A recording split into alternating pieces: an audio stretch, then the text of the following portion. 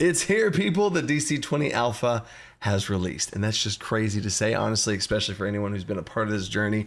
Wow, we did it. So this video specifically I wanted to make as an overview for people who don't want to read 100+ pages of a new rule system and hear from the creator about an overview, a quick overview of the rules as quick as I can, talking about each rule so you at least hear it and it's fresh in your mind in some way so that whenever you do read through it or when you do hear someone explain it, whether you're a player or a game master.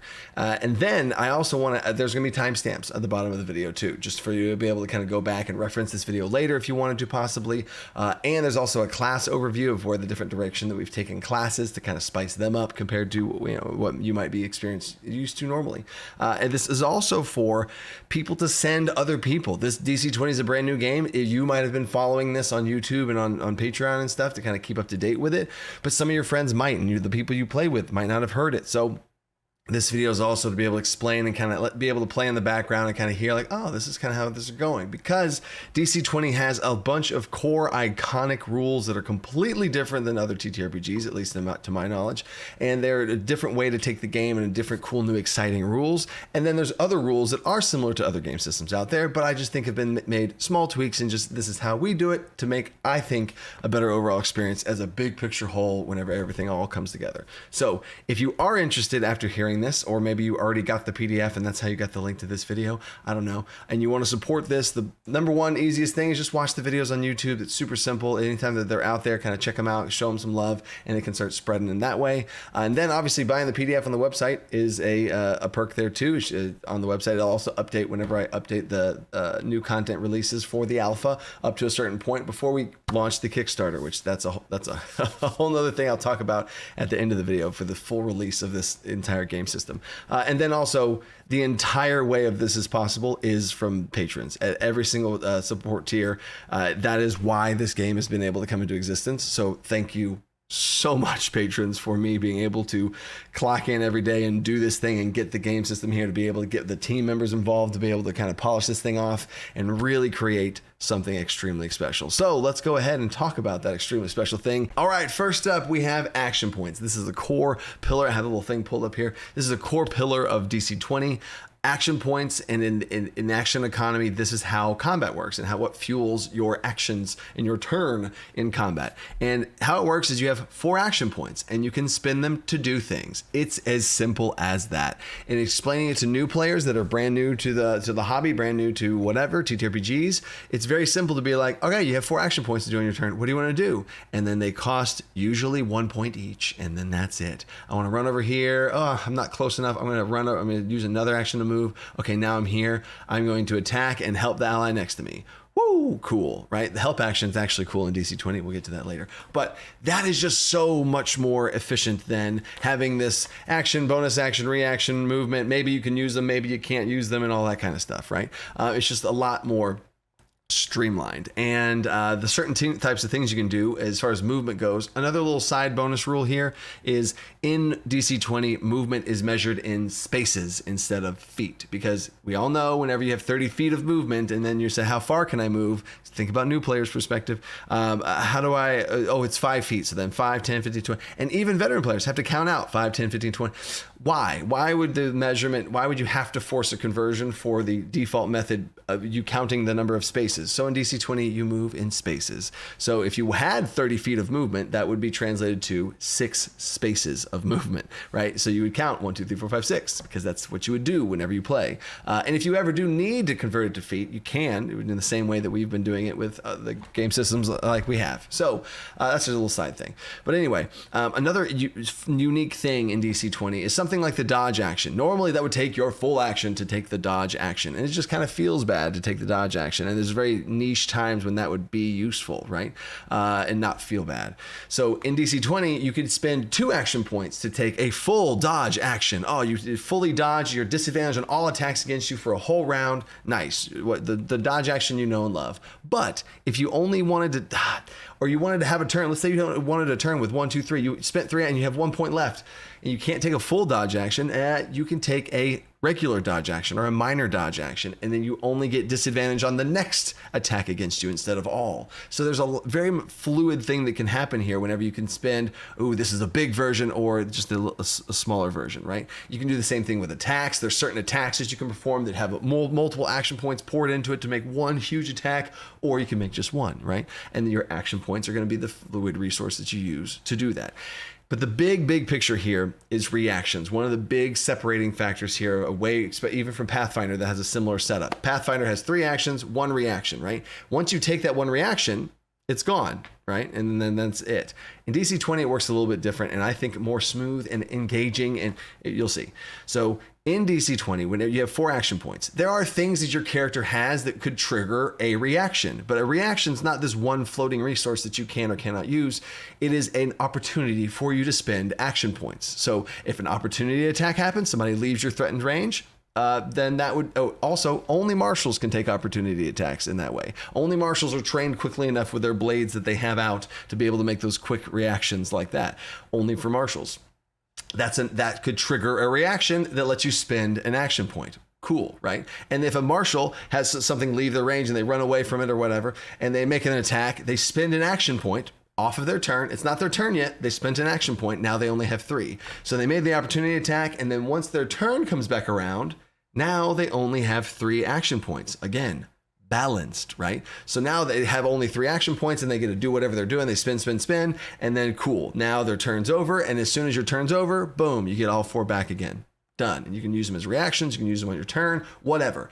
The big picture is in a round of combat, you have 4 action points. Whenever you choose to spend them based on if you have reactions or not or something like that, cool. Also, just for spellcasters not to feel left out, spellcasters can initiate spell duels as a reaction and fight magic midair against opposing spellcasters, which only spellcasters can do, right? Obviously, because they cast spells, right? And there's multiple other things like monks being able to catch things out of the air, or martial classes being able to defend allies around them. There's lots of opportunities and ways to build your character where you could build a character that has a lot of reaction opportunities, or you could build a character that really doesn't have that many reaction opportunities. But how this works is, let's say you have a defending, you want to play a tank, and in DC20 you can play a tank where you actually can defend allies around you, right? And that's in my how tanking works in TTRPGs. Instead of like taunting someone to force them to attack you, which gets weird in role play, you just protect your allies. You stand next to your ally, and if your ally within one space of you is attacked, you can use a reaction to defend them, and you increase their physical defense and try and block an attack or share damage with them or whatever, right? And let's say you do that again to somebody on the other side of you, right? And then the creature runs away and you take an opportunity attack and you swing at them, right? So this is a very much more engaging way of playing, where players usually in between their turns, they kind of tap out and they maybe phone, they would just distracted, take a bathroom, whatever they're doing, right? And they're not engaged into the combat because they literally can't do anything until their turn comes back around, right? Very rarely is a reaction, it's very simple. It's usually an opportunity attack, right? But with this, you could possibly interact with the board in lots of different ways, especially if you build a character like that. So let's say you defend, you make an opportunity attack, you only have 1 action point left. And when your turn comes back around, it's your turn, but you only have 1 action point left. You use it, your turn's over, so it keeps things going. So if it keeps the pace of the game going, because people can spread out their action points, and if they do, it's not slowing down the game, because when their turn comes back up, their turn's over, and their turn's a lot quicker. I've even had people spend all of their action points, and then it gets to their turn, and bloop, they get their action points back, and it keeps moving. But they still have fun with that, because they get to do things off their turn and interact with the game when they want to, how they want to, with their 4 action points that they could get per round, right? Anyway, and they recharge at the end of your turn, just be clear on that. So the other thing is a minor action, and this is something to kind of lighten the load of the action economy for doing little minor things. I think it would feel real bad if there's like, oh, I'm going to open a door. That's an entire action point. I'm going to pick up an item just quickly. It's just, that's a bit much, right? So anytime you do some small meaningless things, there's something called a minor action, and you get one free minor action per round of combat. So it only happens during your turn. So on your turn, you can do one minor thing, right? So if you open a door, cool, that's a minor action. Great. Awesome. It doesn't cost you any action points. What are you doing? And then every additional minor action you do after the first one, you get one free coupon, minor action. Once you've spent that and it's gone, now it does cost you action points. So let's say you run up to, you're trying to get into a building, you're breaking and entering, you're running inside, you run up to you take a move action, run up to the door. You open the door, right? You open the door as a minor action. And then also with the move action, something different that we've done from Pathfinder is when you take a move action, you gain spaces of movement to be able to use. You don't lose them in between spending action points. So if I use a movement action, I gain 4 spaces of movement. I run 2 spaces, I do something, I do an action, I still have 2 spaces of movement. All the action points that you spend towards movement give you movement speed to be able to move around, and you have that pool, and it doesn't just go away if you do some other actions, right? So anyway, you run up to the door, you open up a door, you use the rest of your movement to run in the building, you attack something, and then you run over to another door, and then you open the door because you don't have another minor action. See what I'm saying? This is just the general big picture concept. So now, the other thing I want to talk about is the 2 balancers, the 2 yin and yang of this action point system. There is a stacking disadvantage mechanic and a stacking advantage mechanic. And the stacking disadvantage mechanic is called the multiple check penalty. Anytime you make a check multiple times, you gain stacking disadvantage. If you attack, right? So yes, you have 4 action points, and a big thing people are worried about is like, oh, so you're telling me at level 1, you can attack 4 times. That's going to slow the game down. Oh my gosh. Well, stay with me. There's lots of reasons that speed the game up. But if you make your first attack, yes, you can make 1 attack. You spend an action point. You make an attack. Regular attack. Cool. If you make a second attack, you could make another attack at disadvantage. You would roll 2 d20s, take the lowest. That's disadvantage, right? If you make a third attack, in the same turn, you would roll 3 d20s and take the lowest. Then yes, if you made 4 attacks on a turn, you would roll 4 d20s and take the lowest. And it's very mirrored and simple in that way. And it's also very intuitive because you stacking disadvantage on the same thing, right? Mix it up, cast a spell, grapple. What are you doing? Help an ally, right? It's also incentivizing people to help an ally. Again, help action is cool. I'll get to in a second. But that's how a stacking disadvantage works, so that you probably shouldn't take 4 attacks on a turn. So there's that. And that happens for all checks. Grappling, all that kind of stuff. You can choose, if you try and grapple somebody and they get away from you or they succeed against you, I really want to grapple this guy. You can grapple again, but it's a disadvantage, and that's kind of the constant state of the game. Now, on the other side of that coin, on the advantage side, you have 4 action points. At any time during your turn, you can spend an action point to give yourself advantage on whatever check you're doing. And if that sounds crazy and broken, stay with me. You only have 4 action points. Your entire turn are these 4 action points. So if you make an attack and you give yourself advantage, I mean, that's half your turn right there on 1 attack. So you could totally do that. But it's also balanced in this way, and the 2 systems interact with each other in a way that's purposely built on purpose. So a normal turn, a very standard turn in DC20 could look like this. I use 1 action to move. I run into combat, and I get into melee with a creature. I make an attack. I roll 1d20. I make an attack. Okay, cool. And if I wanted to attack again, stay with me here, see if you get the whole big picture of the game. If I wanted to attack again, I could spend another action point to attack, and then I would have disadvantage. I'd have to roll 2 d20s and take the lowest. But if I wanted to spend another action point to give myself advantage, I would cancel out one of those disadvantages, right? So instead of rolling 1 attack with disadvantage, I could spend 2 action points essentially to make an attack, and instead of at disadvantage, now it cancels that out and I make another regular single attack. So that is purposely designed in that way. If I make that grapple check and I fail, shoot, I want to grapple again, but I don't want to be at disadvantage, so I'm going to spend another action point. So yeah, you can grapple again, and if they spend another action point, you can give yourself advantage to cancel disadvantages out, and they do interact in that way. Or in the case, I've seen this happen one time, where a creature's running away, they're going to sound the alarm and alert the camp that the presence of that, and this player, it's their turn, they have got to grapple this freaking goblin. They have got to grab him, and it matters a lot, right? So they're like, I'm going to make a grapple. I'm going to grapple him. and I'm going to give myself advantage 3 times.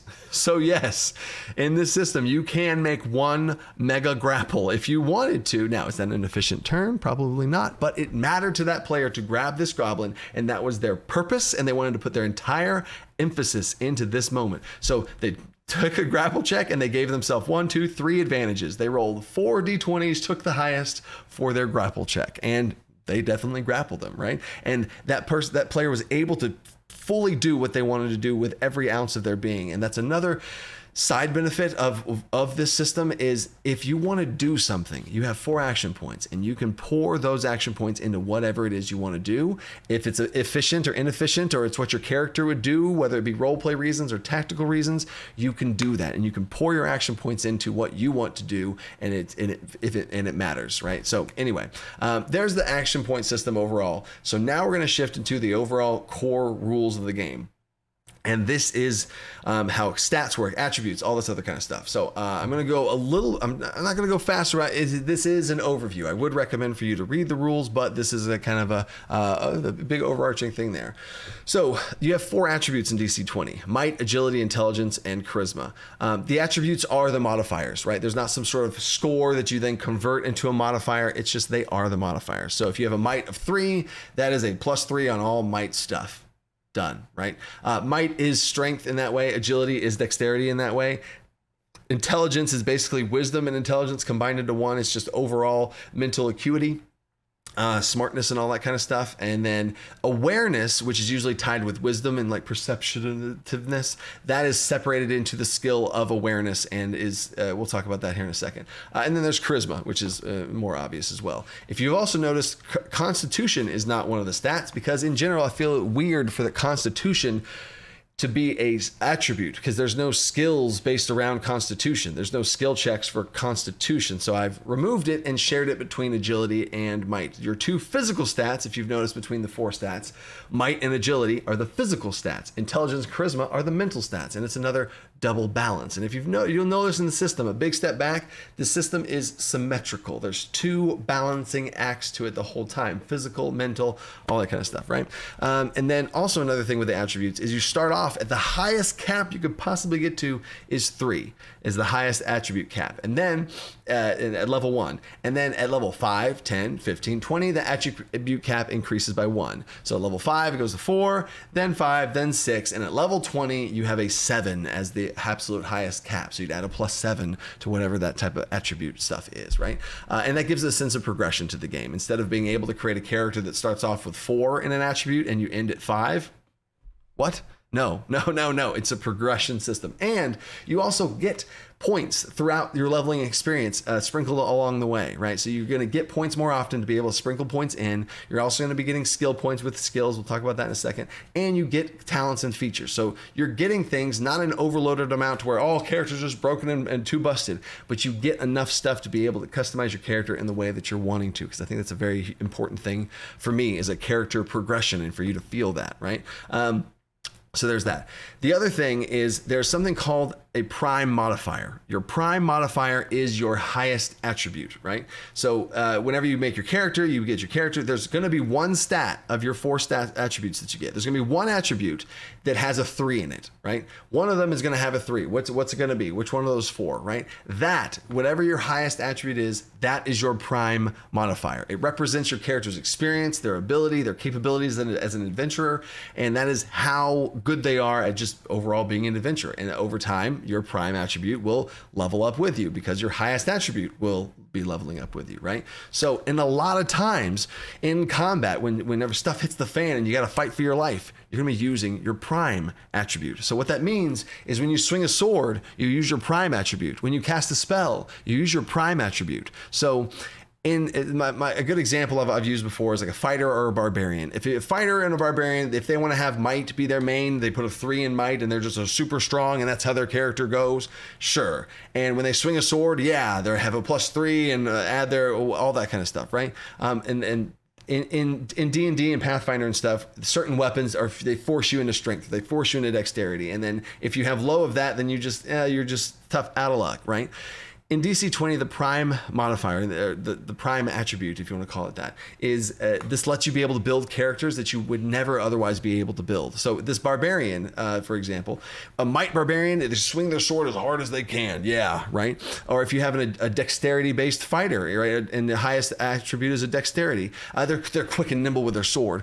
What about intelligence? What if you wanted to make it a fighter with a high intelligence, and they're just like a Sherlock Holmes mastermind battlefield tactician, right? And they're so smart, they move and they know what to look for. They study their enemy, and they have such a high intelligence, and they're so smart on the battlefield. That's what makes them dangerous, right? So if a fighter has a 3 in intelligence, and that is their highest attribute is 3, their prime attribute's 3. When they swing their sword, they use their prime attribute of 3. So you're not just absolutely nerfing your fighter into the ground if you choose intelligence as your highest stat. Now, are you going to be more at disadvantage if you get into a grapple, or you have to make an acrobatics check or something physical based with if your might and agility is low? Yeah, you're going to be in a worse spot than what you would be, because all the skills and all of the attributes are balanced in that way, and they each have a balanced way of what they represent. So if you do focus more on intelligence instead of strength and might, you're going to feel that you're going to have lower health, because strength and dexterity, might and agility,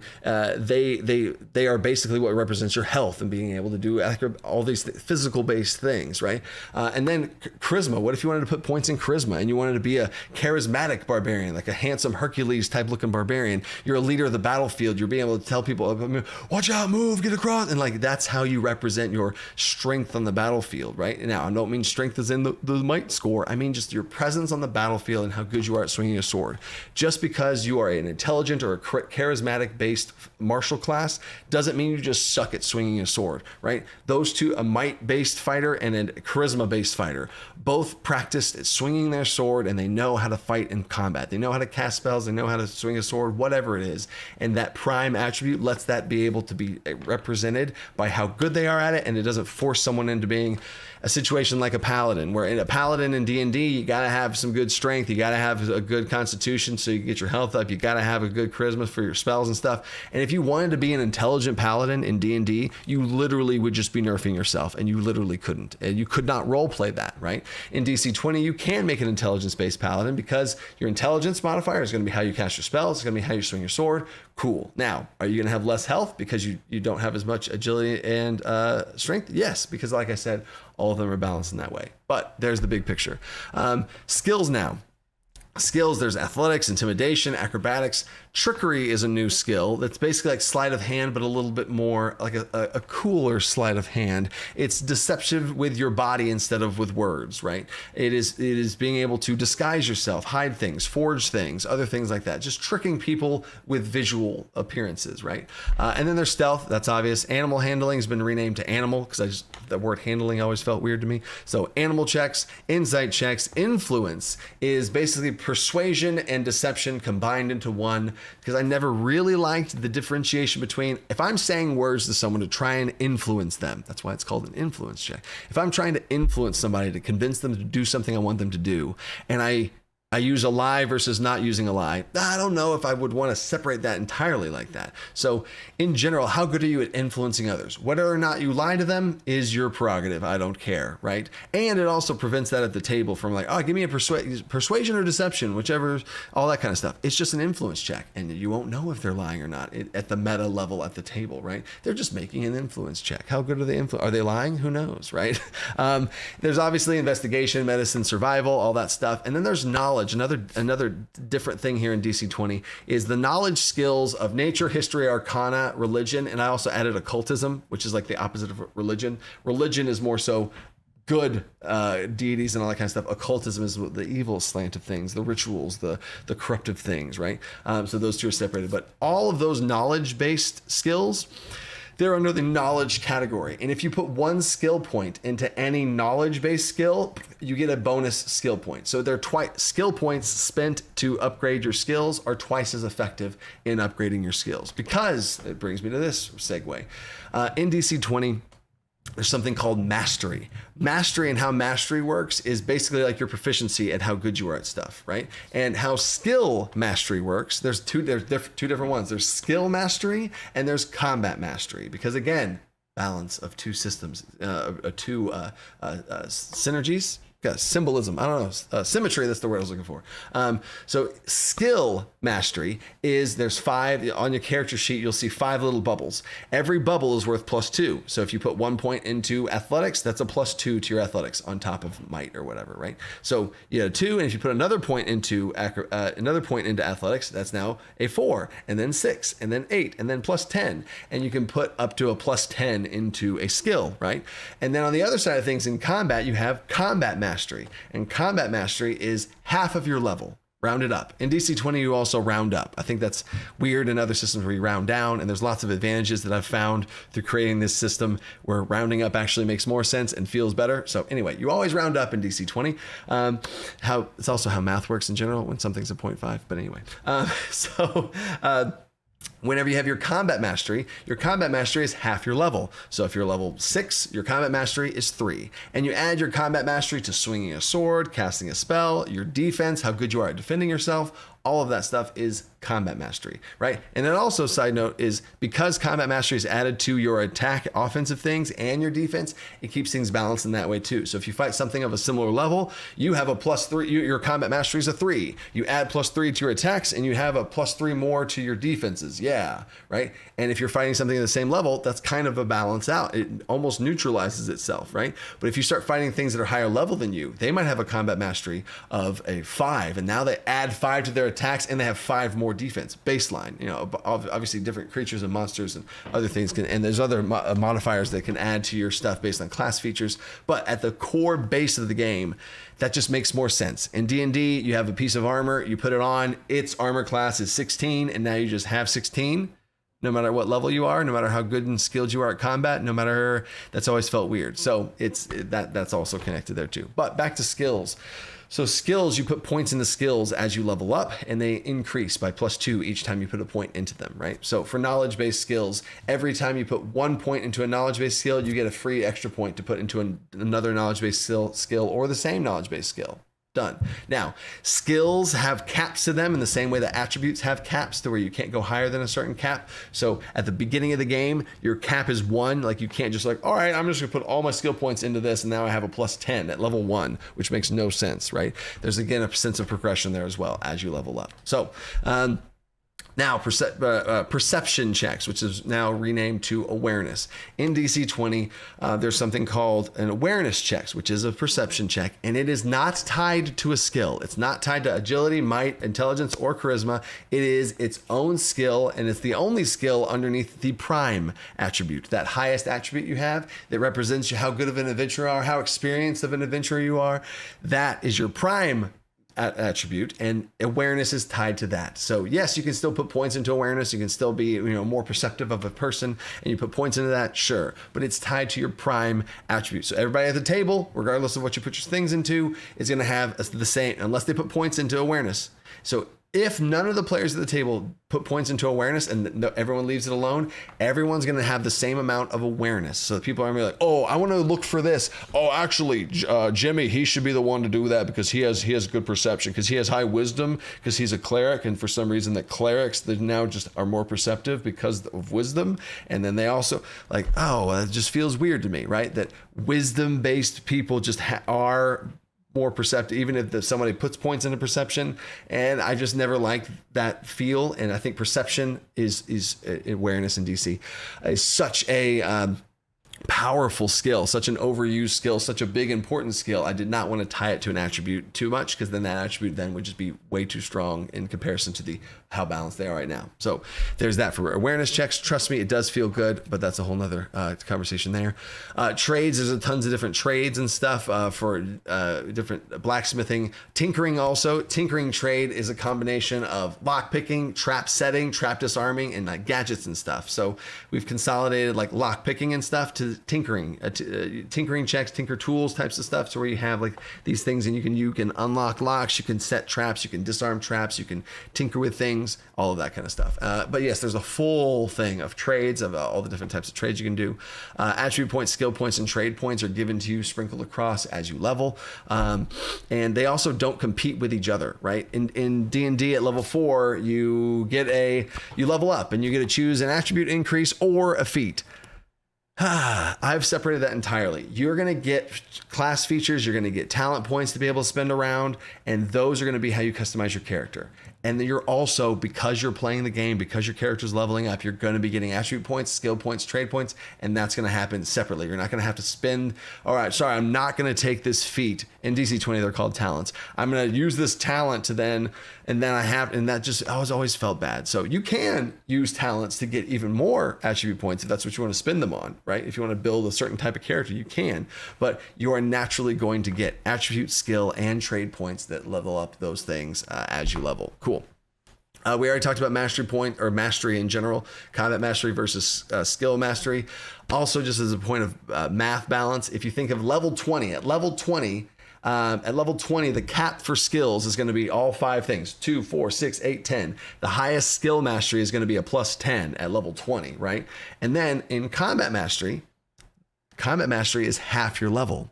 And at level 20, half your level is also 10. So those two different systems balance exactly to both be 10. So they're going to stay similarly. If you put a similar amount of emphasis in them, they're going to stay balanced across the way, all the way through.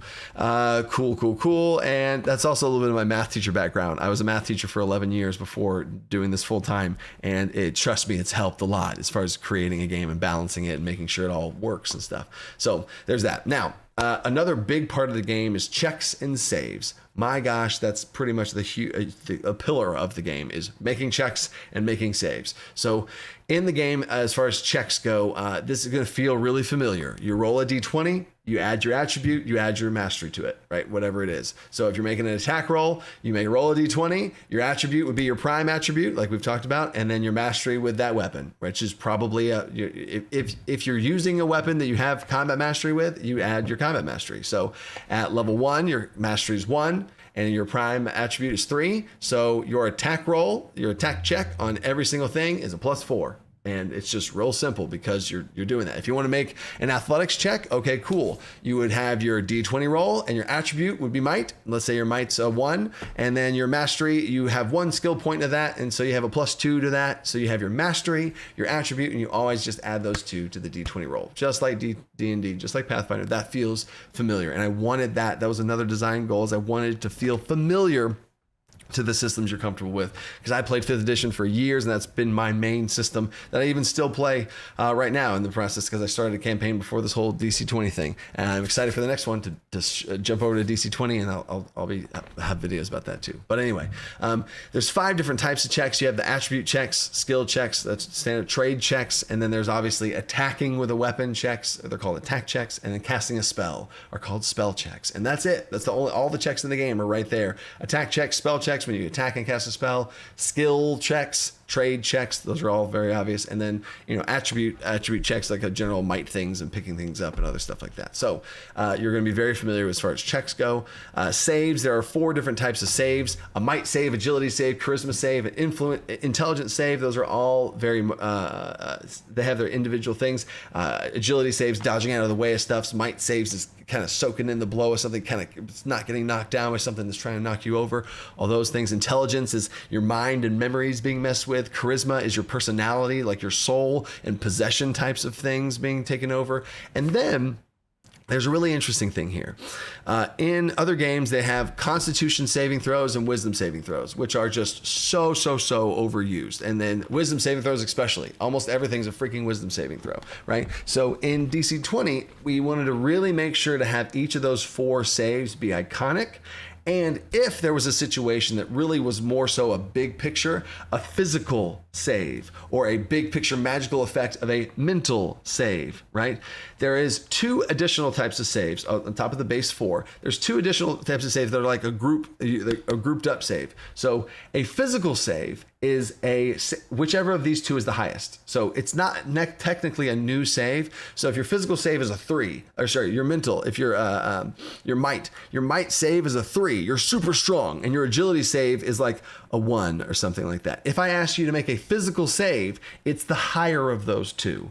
Super Simple. So whichever of those two is higher, that's what you do for the check. So if a boulder's rolling at you and I say make a physical save, and you're like, all right, cool, and you make a physical save, it's going to be a might is going to be the number that you have chosen there for which is the highest of your two, and you're probably going to be like, poof, like kind of like knock it, let it knock off your shoulder and see if you're okay, you don't fall down, right? But if you are an agility based character and you have a 3 in agility and like a -1 in might, and I say make a physical save, you would be using your agility and you have a +3, cool, and you dodge out of the way, right? So physical saves and mental saves, just take the higher of those two, and that's a very clean way and very intuitive way of doing it to where it's still if I want something to be more big picture of like, all right, it's just a mental effect. If you have high charisma or have high intelligence, one of the two, you're going to be okay. Now if both are low, now we're in trouble, right? And it's another nice little smooth thing that we found is in play testing and stuff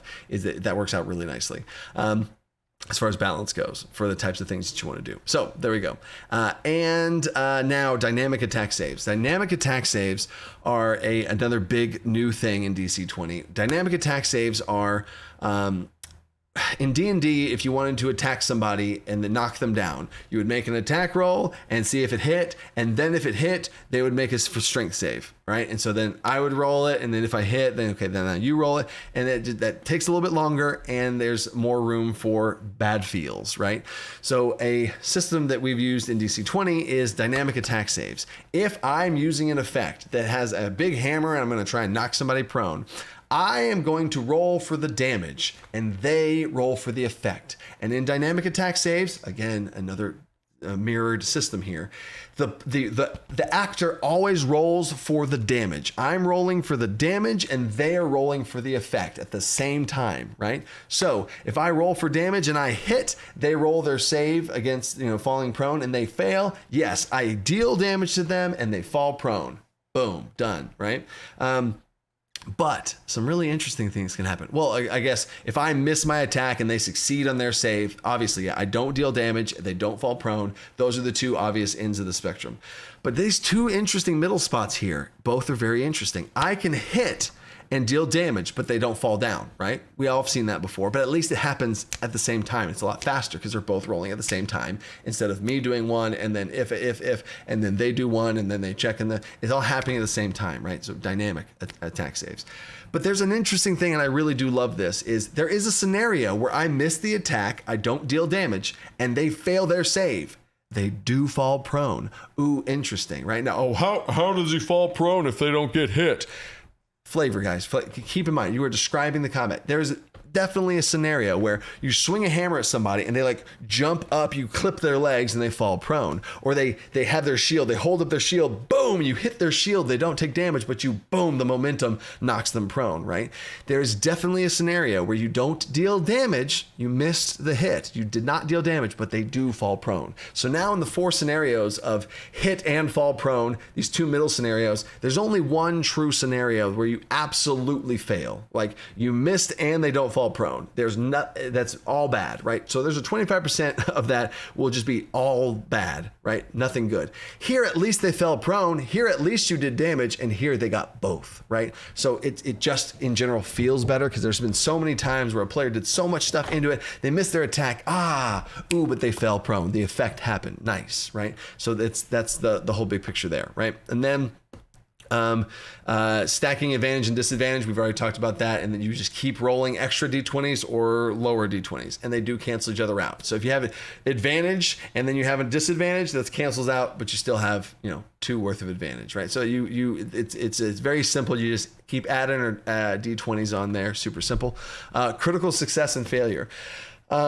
Big stuff happens on a natural 1 and a natural 20, and the importance of a natural 1 and a natural 20 and the hype that brings with it really does elevate the game to these big moments, which natural 1s and natural 20s are spread across the entire game as far as what happens in these moments.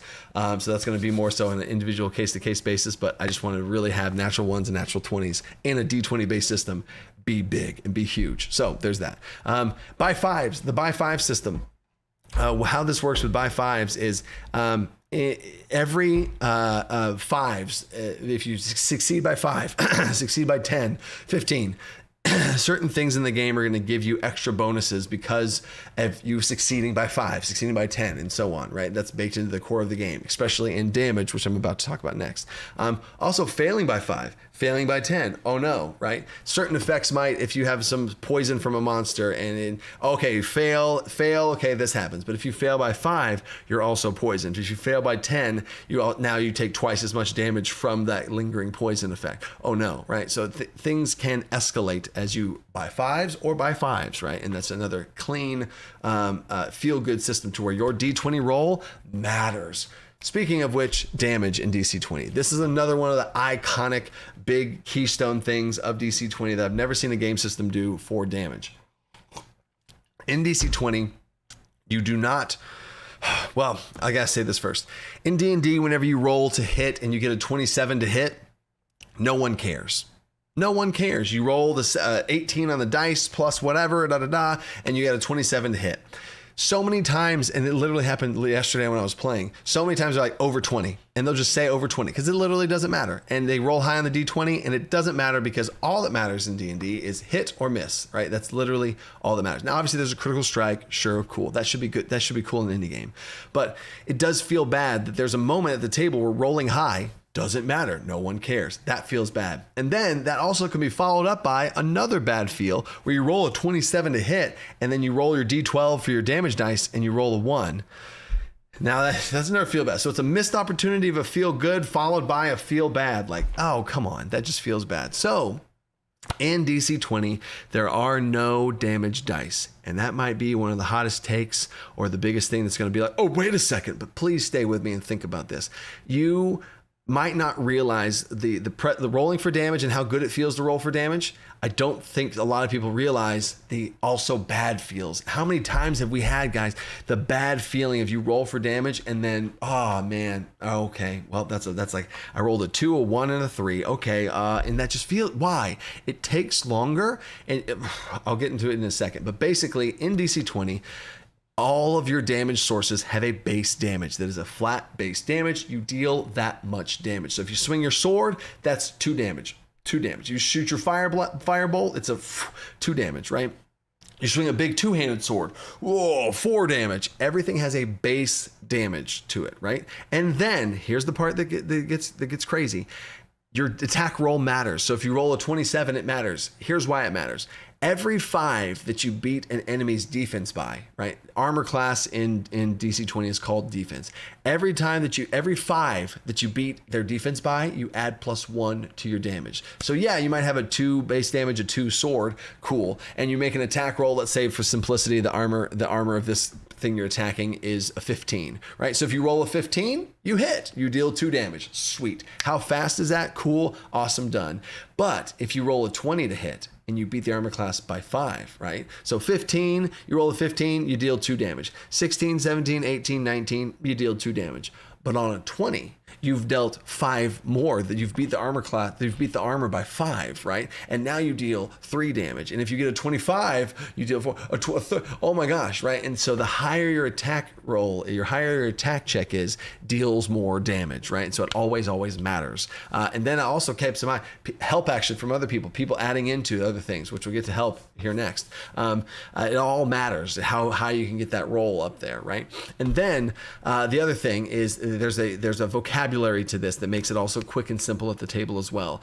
If you beat an armor class by 5, that's called a heavy hit. If you beat an armor class by 20, that's called by 10, it's called a brutal hit. So beat it by 5, oh, that's a heavy hit. Beat it by 10, that's a brutal hit. And then it goes beyond that, right? But it's very quick and clean at the table, because if I tell a player, this is, let's see, that's a 16 to hit. And then they say, that's a hit. I know I deal my goblins little 1 damage from their dagger. But if I say 18 to hit, and they go, ooh, that's a heavy hit, I'm like, oh, that deals 2 damage, right? Because I added 1. And it's a very clean vocabulary at the table too, because you just say the word heavy, and that means you beat me by 5. You say the word brutal, and that means you beat me by 10. And if you go higher than that, then it's kind of a big deal, and then you even have a little moment at the table where you talk about it, right? So that's how damage works. And then also don't get it mixed up here. Class features, weapons, magic items, other things, other features and abilities increase your damage. So a paladin with divine smite adds damage to their weapon. A barbarian that's raging adds 1 damage to all their attacks. So there's going to be things that improve and boost your attacks in ways. Weapons deal extra damage in certain types of situations. So it's going to feel more dynamic than the concept of, oh, I just always deal 2 damage every time I hit, always. And it's just lame. The countless amount of feedback that I've done from playtesting is I really didn't like when you told me we weren't going to roll for damage. I did not like that, but I can't tell you, I never thought about rolling for damage once. I didn't miss it at all. Right? Because think about the moment for a paladin that's a divine smite crit and it's super high. Oh my gosh. The amount of time that takes and the amount of at the table is there's going to be, I crit. Let me first phase, I got to gather all of my dice, gathering the dice while everybody sits around, waits for the person to gather their dice. Now they've gathered up all their dice. Now they roll those dice. Now they count up and do a bunch of plus and this and that, while everyone just sits around. And the dungeon master, if they're good, I guess they'd be like, okay, cool. Let's keep going. You're up next, blah, blah, which then kind of takes away from this moment of theirs. And then they go, and then this person has a number, and then they say it, and then you're having to do a bunch of juggling, right? But in DC20, if that paladin gets a big, huge crit, oh my gosh, okay, I got a 19 on the dice, so that means plus this, that's a 27 to hit. A 27 to hit, that's a 15 over, that's plus 3 damage. So the paladin now is like, okay, so that's a 3 damage from my weapon, plus 3 damage from the brutal, that's 6 damage, plus I'm going to divine smite, that's 2 more, that's 8 damage, boom. And that happened very quickly, all with it. We don't have to stop and take an intermission or go to somebody else or anything like that. It all happens quick, and they had a big freaking hit for 8 damage, boom. And also, I should probably say this, damage in DC20 is also about a fourth or so, a fifth, a fourth or so, that of D&D and Pathfinder, as far as how damage gets in these big numbers where you're hitting for like 20s and 30s and characters have like 100 plus 200 health and all this other kind of stuff. Everything is scrunched way down. I did not want to have these crazy big numbers. I think it's a lot cleaner to have player characters having like 8 health at the start of the game, and then they eventually get up to maybe 50. You know what I'm saying? So an 8 damage hit is actually a pretty big hit, right? That's gonna destroy some stuff, right?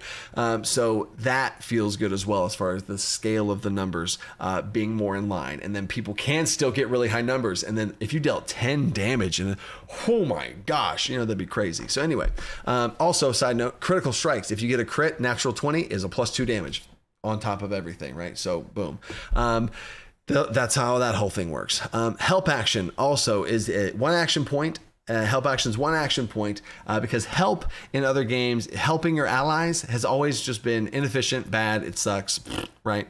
But help in DC20 grants an additional 1d8 added on to your ally's roll. So you spend an action point and you help an ally, and they get 1d8 to add to whatever it is they're doing, if they're whatever type of check they're doing. So they want to make an attack roll, and they're attacking, they're adding 1d8, and that 1d8 could turn a hit or a miss into a hit, or it could turn a regular hit into a heavy hit or a brutal hit, and it could always matter. And I've seen a time before where one player wanted to make one big hit on the final enemy, and this was like their arch nemesis type guy, and all the rest of the players came in to give the help, and they all helped, and they all came together to have this big and they described it as one team combo effort of them taking the help action into this one player, and this one player making one big roll, rolling a D20s plus multiple D8s and all this stuff to make some crazy high number, and the by 5s matter, and they dealt this huge one big final blow to this thing. And it's all still balanced too, because other players are using their action points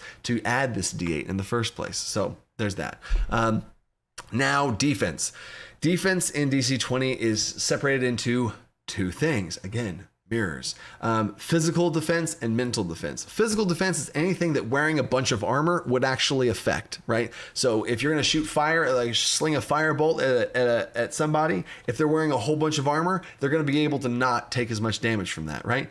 So their defense would be higher. Physical defense, anything that would actually matter. But mental defense is anything that your physical armor would not affect whatsoever.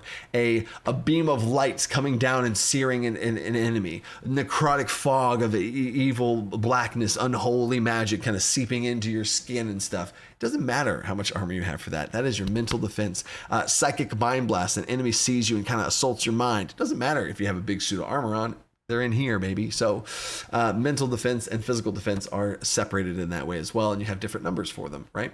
And it just makes the game very clean and balanced in that way as well. So it's, my player has a really high armor class, a high physical defense. Well, what about their mental defense? What's going on there, right? So we already talked about the HP being lower. Speaking of low HP, Death's Door.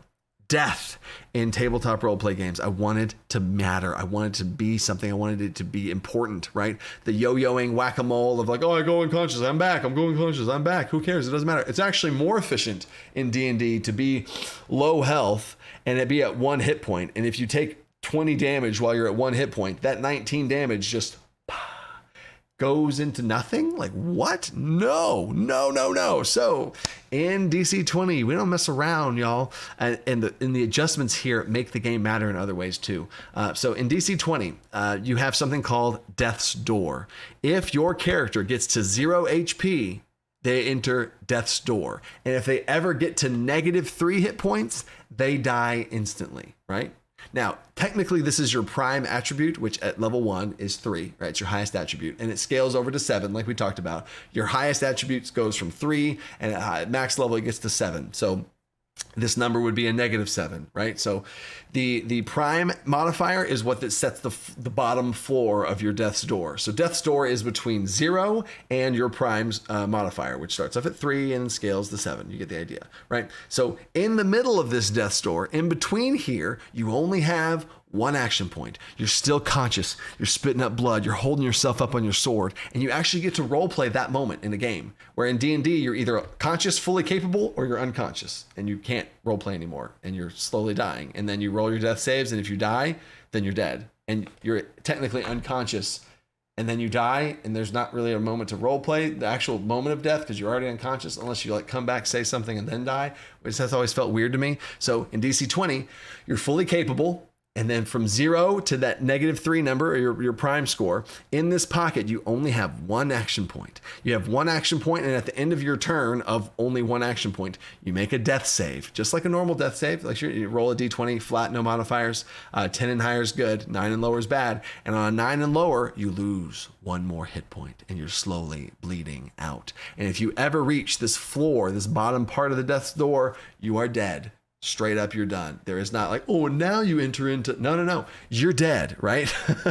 Which also means healing matters. And healing in this game actually matters, because if you are at 1 hit point, that's terrifying. Because if you're at 1 hit point and you get dealt 4 damage, that brings you from 1 down to -3, you're dead. You're dead. Like that, so you got to heal yourself. You got to do something with yourself. Every class has certain defensive type things they can possibly do. You can spend action points more defensively to keep yourself alive. Other players, and healing matters to be able to heal people, to keep them topped off so that this big creature doesn't knock them out, right? Healers and healing matters. That's a huge important thing for me. Another new thing now is marshals. Marshals have a new energy source called stamina, and spellcasters have an energy source called mana. And again, balance, 2 mirrors of balance, right? Spellcasters use mana. We'll talk more about spellcasters here in a second, because the concept of mana is pretty straightforward. You have a pool of mana, you cast spells, and that mana goes away, right? Instead of spell slots, because spell slots, come on. I'm not even going to talk about spell slots. So marshals, on the other end, have stamina. Stamina is a way different energy source than mana. How stamina works is it's a much smaller pool. At level 1, you have literally 1 stamina. And at level 10, I think you have like 5 or 6 stamina, right? Depending on your class. So you have a very small pool of this stamina. So let's say, for the sake of example, you have 2 stamina. And with your stamina system, you're going to be spending it and gaining it back during combat. There's going to be things that happen during combat that gain stamina, and things that happen during combat that cause you to spend stamina. So it's a dynamic energy source where you're spending it and losing it, spending it and losing it, and you're constantly doing this, as opposed to mana that you just spend it and then it eventually runs out. You got to take a long rest, get it back, right? This it's dynamic, and it's also custom fit to each class. So different classes regain stamina in different ways in a class feel, really hitting the class fantasy out of the park in the same way that spellcasters cast spells differently to make them feel unique and different within each other. Marshals each have a different way. So for example, barbarians regain stamina by getting hit hard or hitting hard. If they get, they take a big, huge hit. If they take a heavy hit or higher, they gain a stamina. If they deal a heavy hit, they gain a stamina, right? So that's the feel of the barbarian, right? And it feels right for the class. Rangers, if they find a hidden creature by taking a search action, they find some creature that was hidden, they gain a stamina. They're a hunter, they're a searcher, they find things. Or if they hit their hunter's mark, they mark a target and they have a hunter's mark on them and they attack their prey, the thing they're hunting, they gain a stamina, right? And every class regains stamina in these different ways. So I could go on to all the rest of them, but and I love talking about that type of stuff, but that's stamina. Marshals, in D&D, the coolest martial class, right? The one that everyone, that it's just, that's how it should be, is the Battlemaster Fighter. And I had a rework for the Battlemaster Fighter where I reworked the whole fighter class and gave the entire fighter class the Battlemaster situation where you have this martial die and you can spend it and do stuff with it, right? Because I thought maneuvers are so cool. Why is it gated to one class's subclass, right? No. So in DC20, all marshals have access to what are called maneuvers, right? And how these maneuvers work is you spend additional action points to boost your attacks. So, for example, you have 4 action points, right? You spend an action to attack, right? Now, you have a list of maneuvers that you can take. I'll talk about them here in a second. You have a list of maneuvers that you can take to add additional effects to this attack you made, right? So you made that one attack and you can spend an additional action point to add +1 damage to it. Ooh, you're really making a power attack there. Or you could spend an extra action point to add the reach property. You're really lunging forward and extending your arm out there to temporarily, for this one attack, spend an action point to add reach. You could spend an action point to add a cleaving effect where you also deal partial damage to an enemy that's adjacent to your enemy, actually being able to make a sweeping attack across them. You want to add a prone effect? All marshals can add a prone effect. They spend an action point to add a prone effect to the attack that they make, right? So it'd be a dynamic attack save. You make an attack, they make a save, and you could do that. And you could add a pushback, a shove. There's so many different things that you can add in to these effects by. You can to give disadvantage to the target's next attack and impair them in a certain way, right? So maneuvers are, you spend an action point and you can spend additional action points to boost that maneuver, to perform a maneuver, right? So this means you could make an attack and you could add +1 damage to it, add a check to being prone, and also you could give yourself advantage on that, right? You give yourself advantage on the attack. Done. And you see the whole picture of this whole thing kind of combining together and all these different systems overlapping into one meshed system, right? So that's all super fun to do. You can slow an enemy down. You can do a whole bunch of stuff with your maneuvers, and you can really customize how you're attacking, right? And then there's also defensive maneuvers, and this is a thing that I think is missing from all games. It's missing from these things. It lets you be able to tank. It lets you be able to interact with your allies. It lets you be able to move around the battlefield defensively, and it lets you be able to spend points defensively or offensively and be able to choose, how do you want to spend your points? Do I want to stay alive more and spend action points to stay alive? Or do I want to keep my action points, be a little bit more risky, right? And have all my action points available on my turn to be offensive with, right? So defensive maneuvers, any ally within one space of you or yourself, you can add +5 physical defense. So you spend an action point, and you or one of your allies, right? If an ally next to you or whoever, if you get attacked, you can perform a parry defensive maneuver, spending 1 action point, and you gain +5 physical defense against that attack only. So it's not like the shield spell where it's for an entire round. Oh my gosh, no. It is a single attack. You can add +5 to your physical defense against an ally or against yourself, right?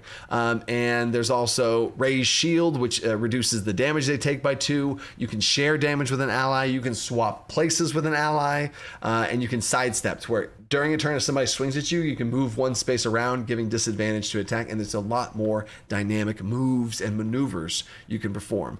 Also, as a side note, I forgot to say, and I think I mentioned this in the example, you can spend multiple action points to perform multiple maneuvers, right? The action point system is very clean in that you can pour multiple action points into stuff to boost them. Now, keep in mind, this is your turn. And if you spend all of your action points in this one thing, your turn's now gone. So there's a constant balance there too.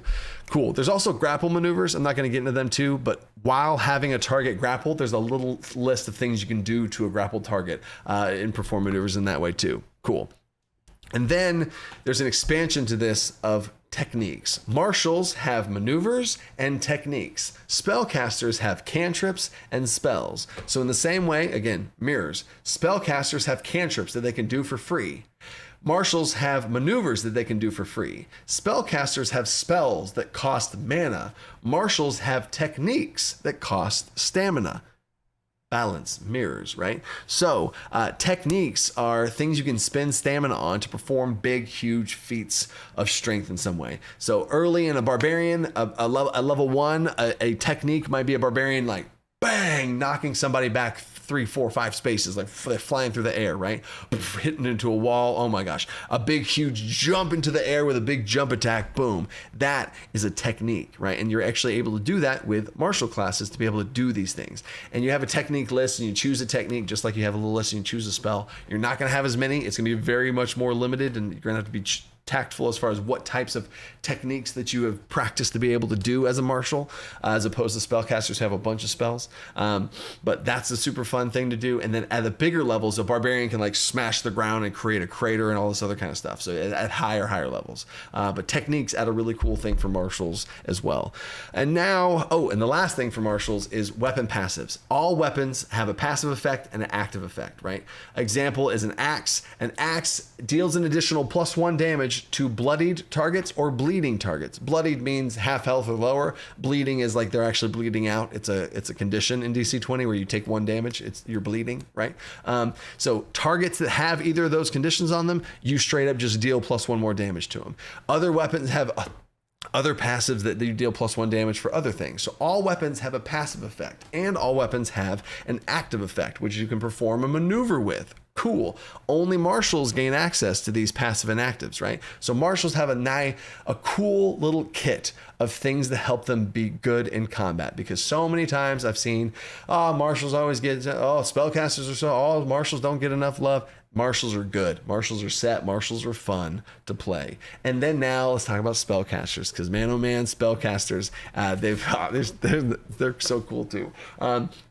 Mana points. First of all, spell slots are terrible. I don't like spell slots. They don't make sense to me. Mechanically, it's just rough. It's rough. So spells, you get mana. You have mana points. And essentially, if you want to try and convert it to D&D, a level 1 spell in D&D would cost 1 mana. A level 3 spell would cost about 3 mana. And it kind of works like that. And you have a mana pool that has that starts off with a mana of about like 6 or so mana that you'll have, and then you can see the big picture from there.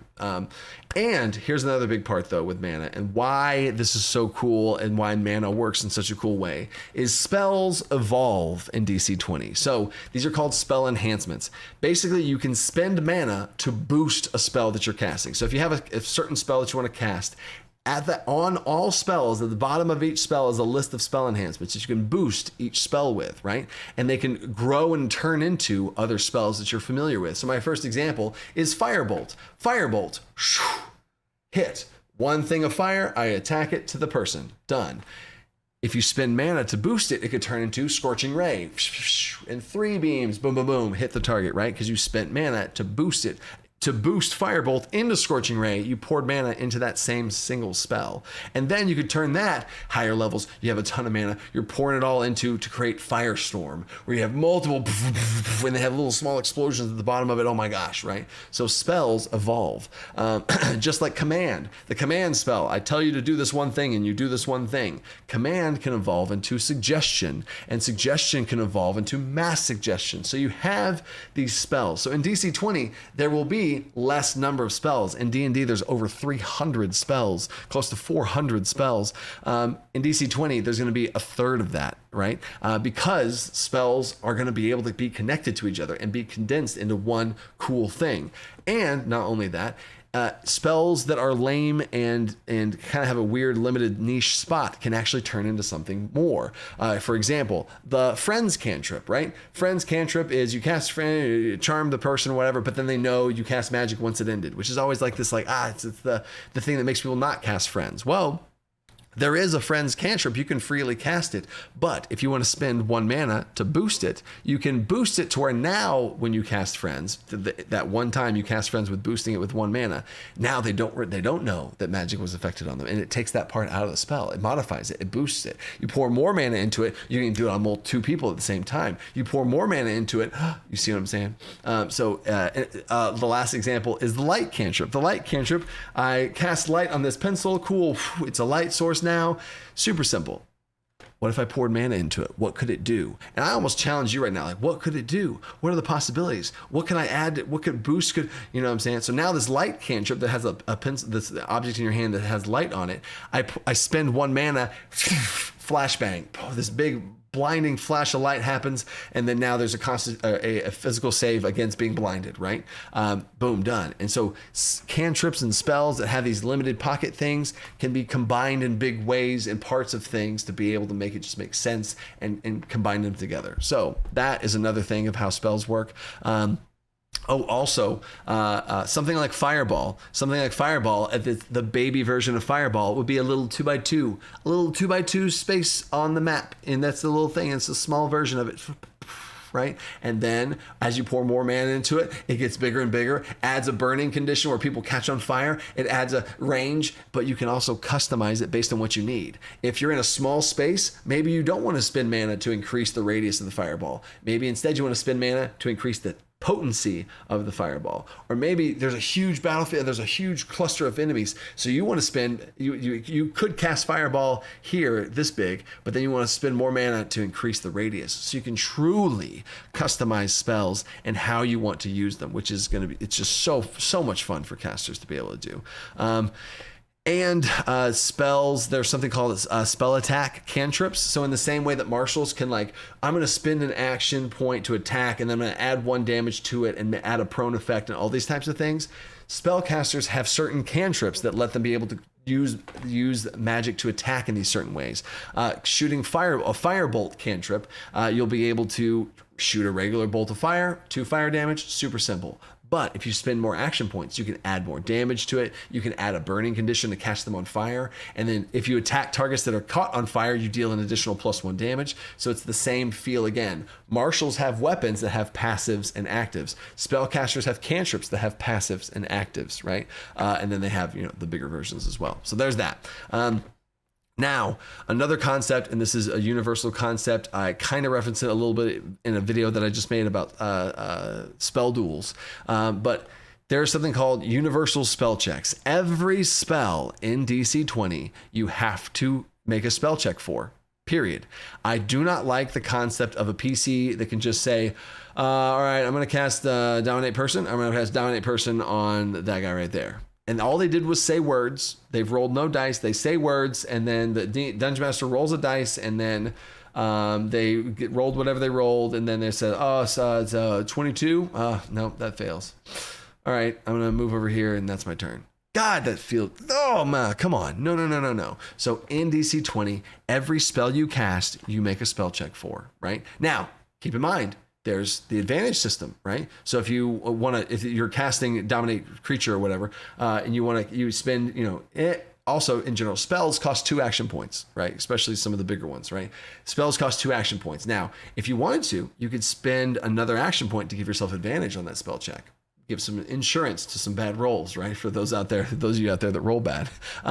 But all spells require a spell check when casting them, right? Now, this makes a lot of sense when you're attacking a target and you're comparing it against the defense. Cool. So fire bolts, you roll an attack, it's compared against the target's defense. That's obvious. But if you have any sort of mind control type stuff, like a mind control thing, they would make a save contested by your spell check. So you always make a spell check, but now you're making a spell check to see how powerful your magic is in this moment, and they make a mental save to see how strong their save is and to see if you you beat them or not, right? And that's always the dice rolls. Roll them D20s, baby. Let's go. Also, another cool thing is a healing spell. What about healing? How do you make an attack roll to heal? How do you make a spell check to heal, right? So this is what's so cool with healing. So healing, the heal spell, right? The heal spell in general, the spell itself has a DC 10. So the DC 10 on the heal spell. So you make a spell check. If you fail, let's say you fail the spell check. You fail the spell check, you're not able to hit it. It still has a minimum requirement or minimum effect of 2 health. So you use the heal spell, you got a 9. You got a 9 on your spell check. You add all your stuff to it and you still only got a 9. Dang it, right? You still heal for the minimum value of 2. Spells have a minimum component. If you're spending mana, there's gonna be some effect that happens. You get the minimum result on that spell. But if you roll a natural 1, the spell fails entirely. You don't spend any mana, so it's not like you're really getting heavily punished.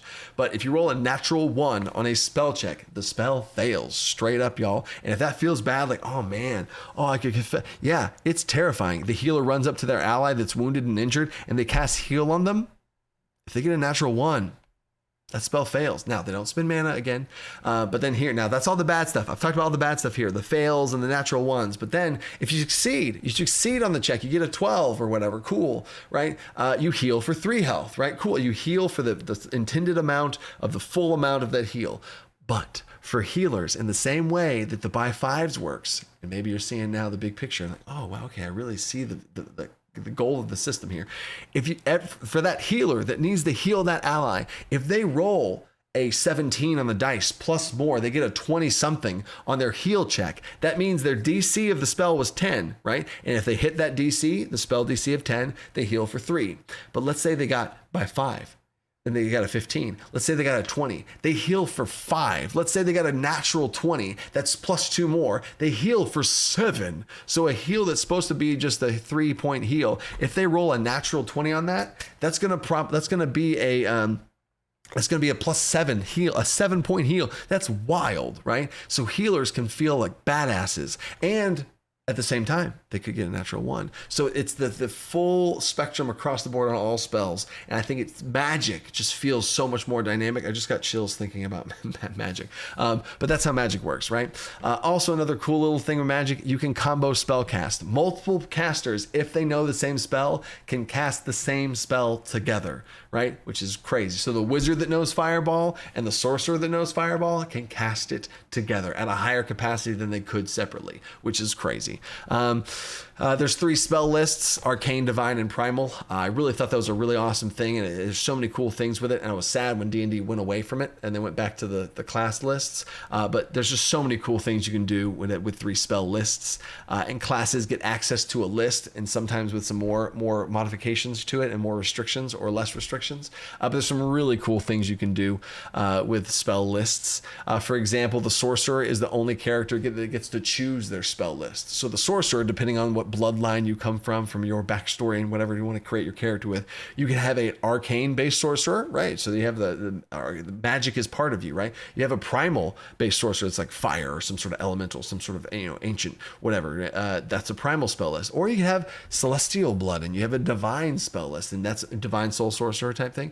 You have a divine sorcerer, so you can be a healer sorcerer. Sure, you gain access to the divine spell list. Super cool. So the spell lists are a really cool thing in the game as well.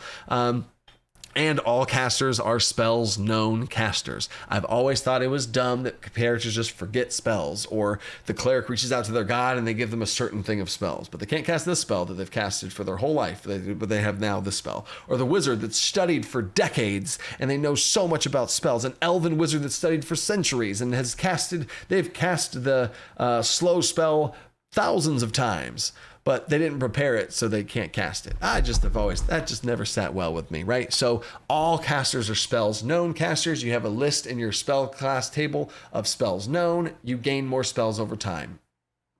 Come on. That's just the way it should be. Now, there's some exceptions to that, and there's some other things you can do for that. There's classes have different ways to gain more spells and all that kind of stuff, but that's just the way that all of those work. Initiative. So whenever you make a roll for initiative, your initiative check depends on what you were doing right before the combat. It's not just this classic dexterity, which then makes dexterity too strong in D&D and makes it more valuable and stuff. Initiative checks are whatever it is you were doing right before combat happened, right? If you're talking smack to the enemy and really trying to freaking like goad at them and intimidate them, your initiative check would be an intimidation. You would use intimidation check in place of your initiative check, and that's what it would be, right? If you're a rogue sneaking around the outsides of the battlefield, the battle's happening, and you're sneaking around the outside, nobody sees you yet, roll for initiative. You could use stealth for your initiative, right? There's so many different cool things that can be done, and the list goes on. But that's how initiative works, and a little cool thing there. Also, if you wanted to, you could forfeit making a check, you could forfeit your modifier to your check, and you could roll a flat D20 with no modifiers whatsoever and help an ally with their initiative check if it makes sense for you to do so, right? And you could give them a D8. So instead of making a stealth check or some sort of check that has a modifier onto it, you could forfeit that and give an ally, teamwork, right? Give an ally a D8 and they could add to their check, right? Go in there, go. And they could almost like get them to have a higher initiative. Super cool. And then character creation now, shifting things over to character creation. We talked about the rules of the game and the big picture of the game. And I hope you see the intent there of what the game's designed to do. Teamwork.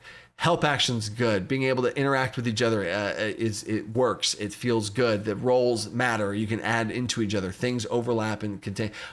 During a combat, people are more engaged in the tables. That I played D&D for years, and playing DC20, players are more engaged at the table because they can do stuff and interact with each other in combos and in tandem with each other.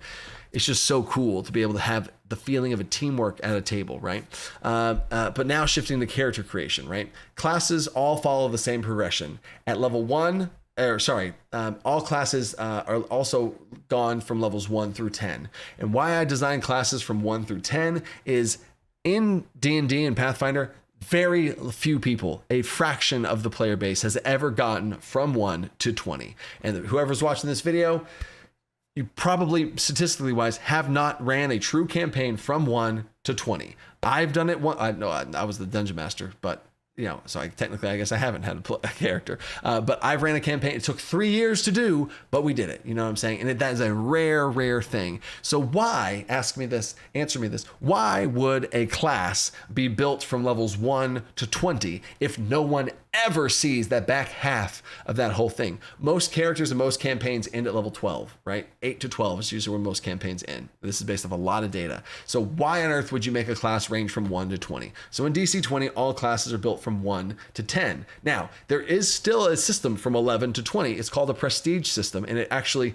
is a much more customized, open-ended system, and it feels better to be able to now, I hit my capstone, I am maxed out my character, but where am I going from here? What else do I want to grab and take on? What other classes do I want to embrace? What other talents do I want to embrace? There's talents even for my own class that I could still take and embrace on. So prestige system solves the 11 through 20 situation for those higher end campaigns. But anyway, all classes also follow the same progression thing. So at level 1 and 2, all classes get class features. And at level 3, all classes get their subclass. At level 4, all classes get an ancestry upgrade and a free talent. And also at level 2, all classes get a little talent to be able to go and spin around. So at level 2, 4, 7, and 10, you get these free talents to be able to go and spin around on things. Again, keep in mind, you're also getting attribute points and other skill points the entire time as well. But everyone at the table, whenever they hit their certain levels, they're all going to get a subclass. At level 6, they get their next subclass feature, and it all is the same, right? And another cool thing is how multiclassing is done. Multiclassing in D&D, you have to stop your main class, and you're working on a barbarian. You get to level 3, and you want to take a dip into fighter. Well, now you have 1 level in fighter, and also when you take your dip into a class, you get everything at level 1. I think that's insane and creates Hexblade Warlock problems, and that's a problem. You get everything at level 1. Whew, that's a lot. And then your main class stops. No. And now you go back into barbarian, and now it takes you a while to get extra attack again, and it's just rough, right? So in DC20, and Pathfinder does a much better job with multiclassing and some of the things that they do. So in DC20, how it works is you have your class. You get the stuff from your class, and that always happens when you level up. And along the way, like I said, at levels 2, 4, 7, and 10, along the way, you get a talent. And when you get this talent, you can spend it on your own class's talents. You can spend it on general talents of skill-based talents or whatever. Or you can take this talent and spend it on a multiclassing talent. And at level 2, you get this talent. And if you take that level 2 talent and spend it on a multiclassing talent, you can go take any level 1 class feature from any other class. Just one though. You don't get the entire thing at level 1. You get to pick one, right? So if you're a fighter and you really think that like, I really want to go get Barbarian Rage. So you can take that one talent and go take the level 1 class feature, Rage, from the Barbarian. You don't get everything from the Barbarian, you just get that one. Or if you're a druid and you wanted to go and you were like, I really like what the wizard can do with these, or I like what the sorcerer can do with his overload, his like pushing magic to the limit. I'm going to go take my one talent and I'm going to go, and you can like steal and cherry pick other classes' talents around the board. And it's balanced because it's just one and you just get one little thing and it's always one below. So at level 2, you get this talent to go take a level 1 class feature from another class, right? And then higher levels, you can go take higher level stuff. And as you get going, you can even go and dip into other classes, subclasses, other classes, lots of stuff. And you can even, I can go on about that, but the class customization is very fluid and the types of characters you can create.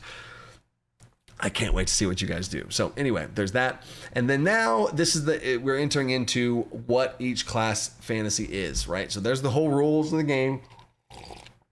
Thanks for sticking around for that. But now we're talking about the classes and what each class does. And they're like class fantasy is what I call it, of like what it feels like to play this class. So first up for the marshals, we have Fighter. Fighter is going to have weapon specializations. They're going to have 2. At level 1, they get to pick 2 different weapon specializations. Dual wielding, big sword, sword and shield, more defensive, more offensive, allies and helping, all that kind of stuff. So they are more weapon and armor based. Like fighters are good at weapons and armor, and they are good at combat in general. They are combat veterans, right? They're able to masters of the battlefield, all that kind of stuff. They kind of know what's going on in combat, and that's their focus. So during combat, while combat's happening, fighters learn how to fight in combat better. They get buffs. As each round of combat progresses, a fighter gets better and better, and they gain a stacking type of buff. It's not crazy. It doesn't get to the point where you're just insane, and it's a small buff, but every round of combat, the fighter's learning. They're learning their enemies. They're learning how things are going, and they're getting better every round of combat. And I think that's the cool thing with Fighter. Fighter's class fantasy is combat, weapons, and armor. Come on.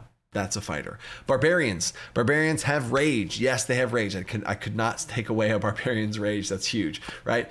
But rage in DC20 lowers your defense. It actually lowers, it lets you be able to be hit more often. That's crazy. So it lowers your defense. You do still take half damage. That's still a thing. But you're actually easier to hit.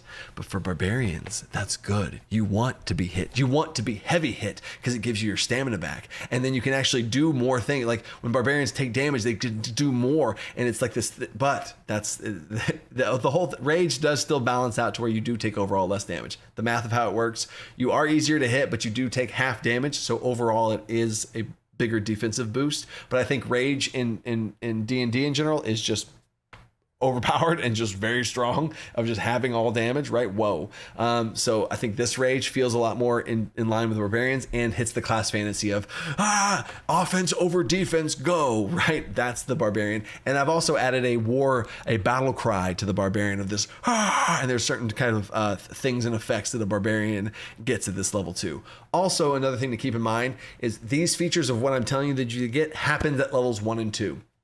So at levels 1 and 2, all classes get, subclasses come in at level 3. That means at levels 1 and 2, I have to give all of the good feelings about what that class is at levels 1 and 2. You're going to feel like your class at levels 1 and 2. And then when the subclass comes in, it can modify those things. So an elemental barbarian's battle shout would be like a explosion of fire around them. Their rage would start to modify and change. So these features that these classes get can be modified by their subclasses at level 3, but that have levels 1 and 2 to give cool features of these cool class fantasy things to be enhanced by subclasses later. Cool.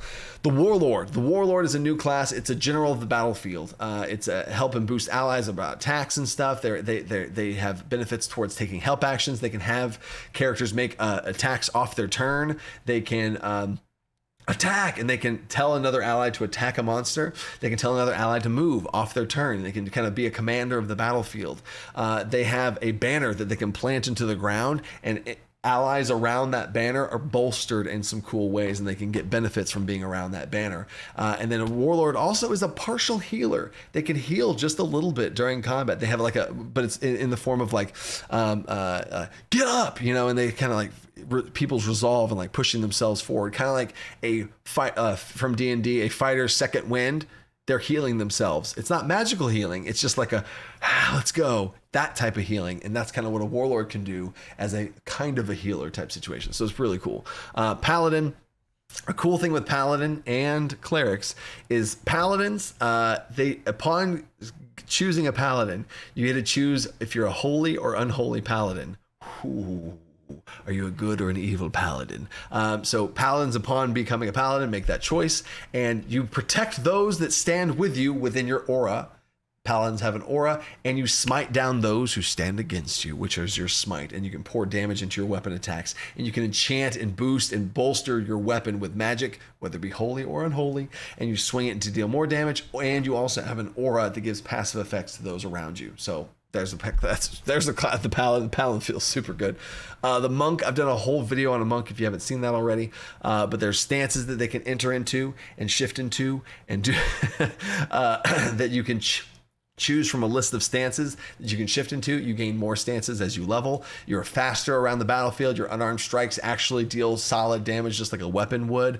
And at level 2, you get something called ki. You get ki points, but these ki points, and ki and stamina are yin and yang. They're the ebb and flow of your perfect balanced monk self, right? Stamina is spent in outward energy moments. Stamina is spent to attack and do, and ki is spent to react and protect, right? So you spend ki on things like slow fall, or things like moving things, or things like dodging and stuff like that. So ki is a reactive defensive type of energy that you get a set of little points for, and stamina is your offensive outward energy, right? So monks are based around energy. They're based around stances. And I think monks, I'm so happy where monk class is. I did a whole video on that. You can check that one out. Or just check the rule base out and you can see it for yourself.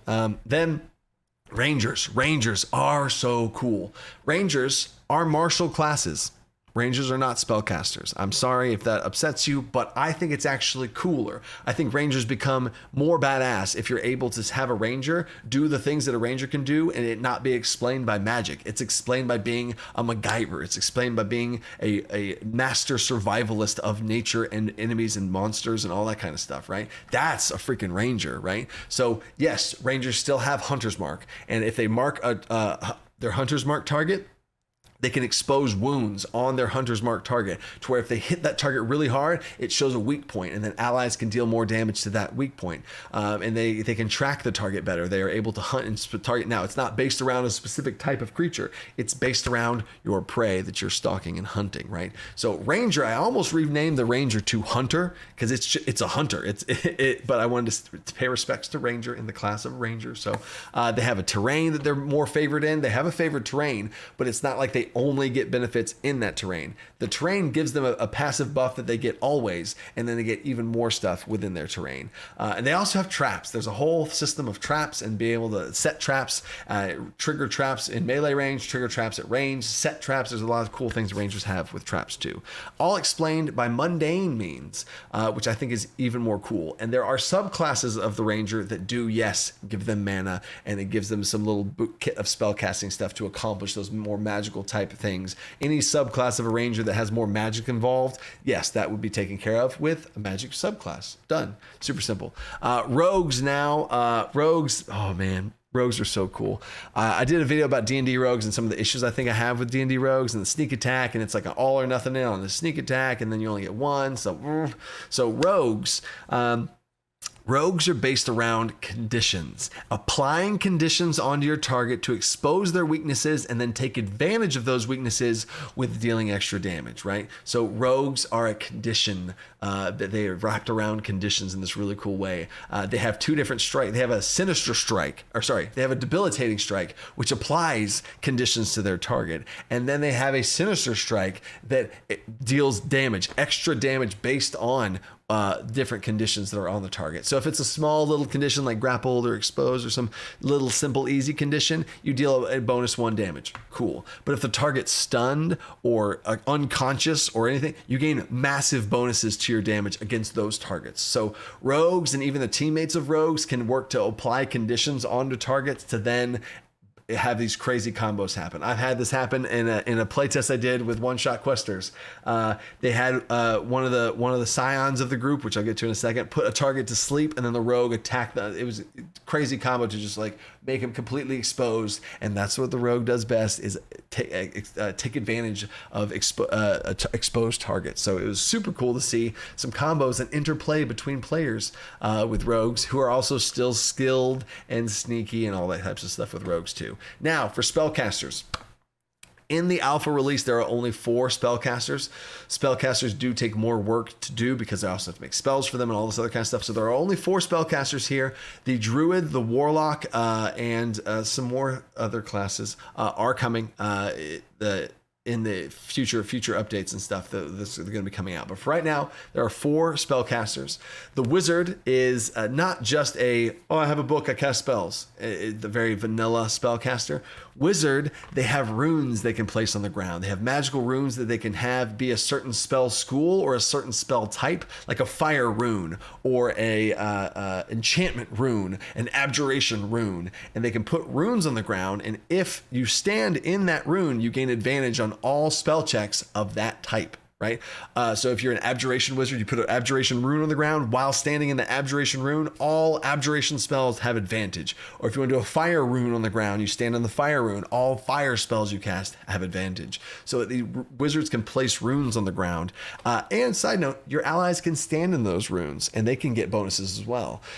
But so can the enemies. The enemies can stand inside of a fire rune and do so. Anyway, wizards can put runes on the ground, which is super cool. And I forgot to mention this with spellcasting.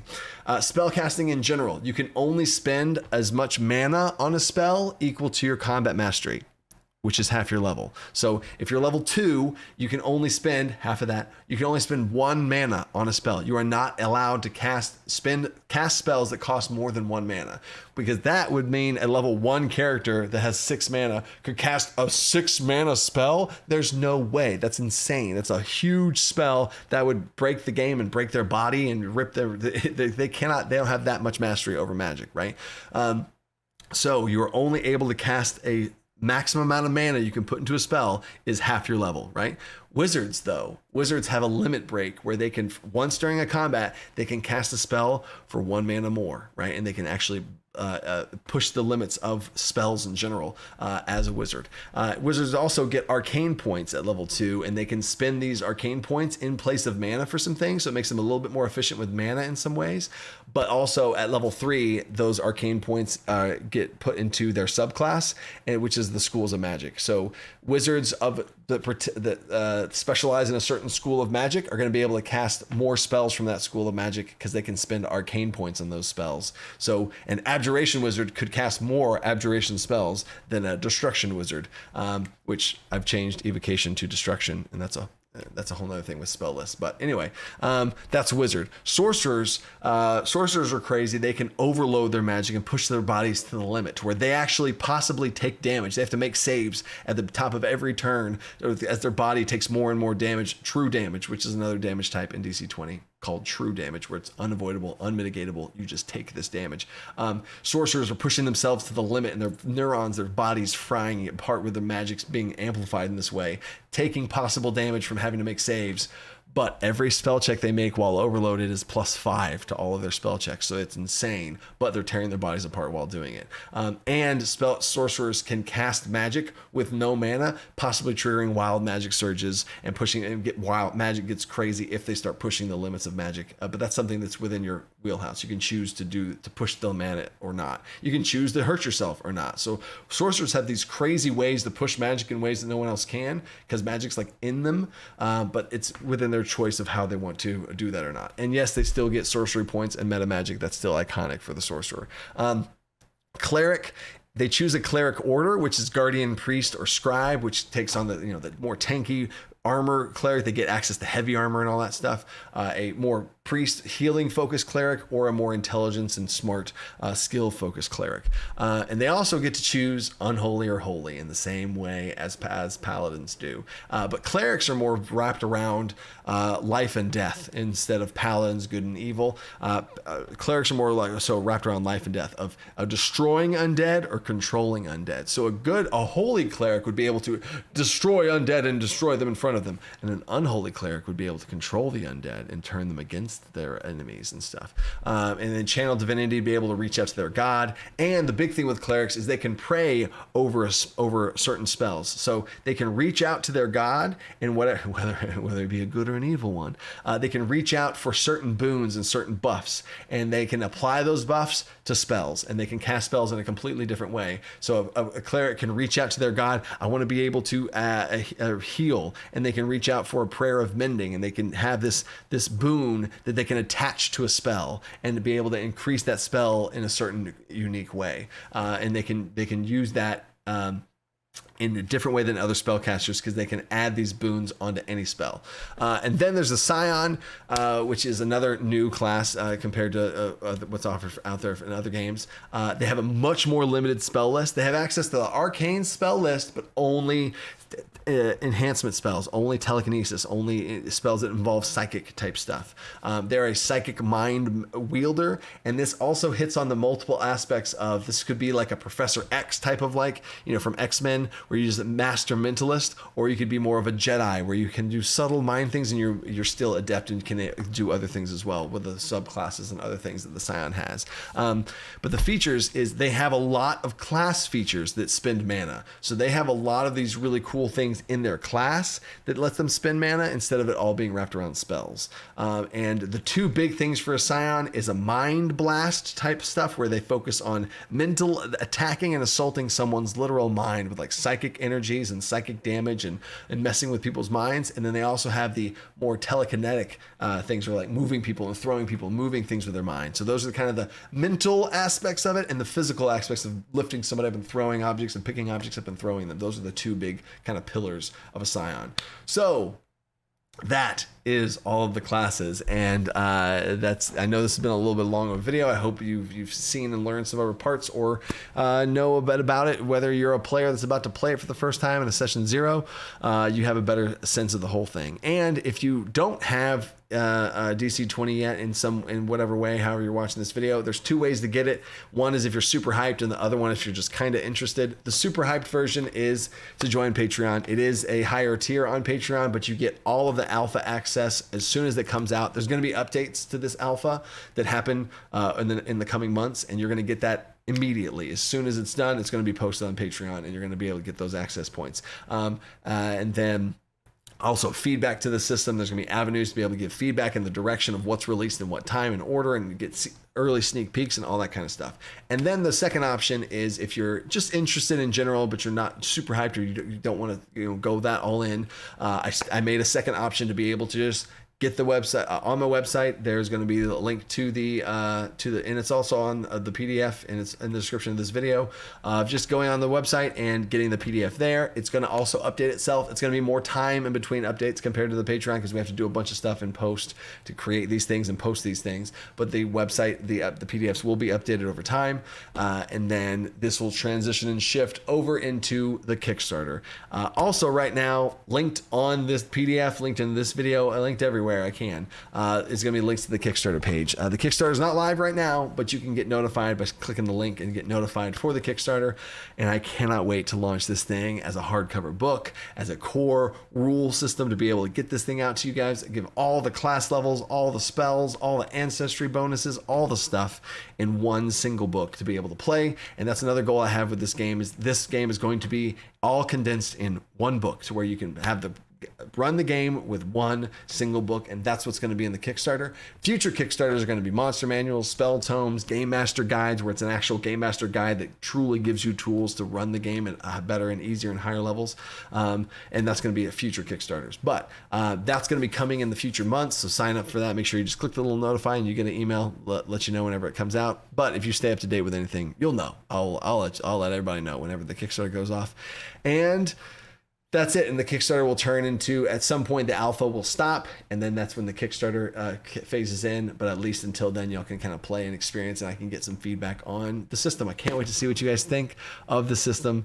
And I've committed essentially my life to this. I've spent years developing it. And then after the whole OGL thing kicked off, I was like, all right, well, I'm going to pull the trigger on this a little sooner than intended. And have spent every day on this game to get it to the spot here. Shout out and props to my team for being able to take on different things off of my shoulders to be able to do so that we can keep things moving. Shout out to Eddie, who's been in the trenches with me, kind of working on some things. Shout out to my development team of the alpha review team that came in to be able to kind of review and polish off this thing to really make it clean and efficient and understandable. And I can't wait to see what you guys think of it. And it's crazy that it's live right now. And love you guys. Stay creative. Think outside the box. Peace.